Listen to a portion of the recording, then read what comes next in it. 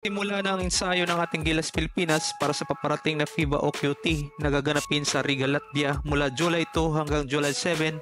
Nakatakdang harapin ng Gilas Pilipinas sa darating na July 3 ang Latvia at sa kasunod na araw ay ang Georgia sa July 4. Simula na ang ensayo ng ating pambato sa Inspire Sports Academy sa Calamba, Laguna at present agad ang ating mga pambato na pinangunahan nila kay Soto, Justin Brownlee, CJ Perez, Jonmar Fajardo at iba pa. So magkakaroon sila ng brief training camp bago magtungo sa Manila sa susunod na mga araw para ganapin ang isang friendly match sa Taiwanese Ball Club at ito ay ang Taiwan Mustangs sa PhilSports Arena sa June 24 at araw ng Lunes. Ito ay magsisilbing bahagi ng matinding pagsasanay ng ating Gilas Pilipinas bago pasundan sa mga tune-up game ng mga European team gaya ng Turkey at Poland sa June 27 at 29. Tila magiging kabang-abang sa isang tune-up game ng ating Gilas Pilipinas kontra sa Poland at kung ating sisilipin ang bintana ng mga ticket ay sold out na. So asahan natin na kahit tune-up game lamang ito ay mapupunta sa matinding bakbakan dahil siguradong iingay gawa ng mga fans sa arena. Pero unang tune-up game pa lang sa Taiwan Mustangs ay mapapalaban na ang ating Gilas Pilipinas.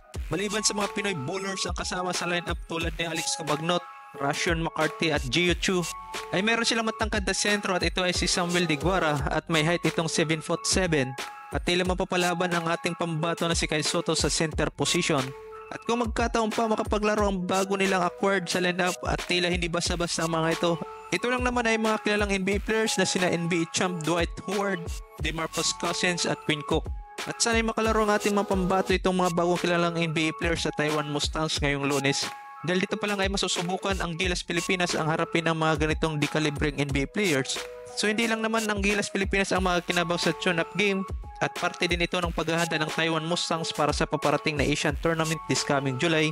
Kaya siguradong parehong magkakaroon ng magandang benepisyo ang dalawang kumpunan sa kanya-kanyang sasalihan na tournaments. So dito pa lang ay masusubukan na talaga ang ating mga pambato bago pa magtungo sa matinding tune-up game kontra sa Turkey at Poland. At naway magtagumpay ang ating Gilas Pilipinas na manalo at makapasok sa parating na Olympic this year.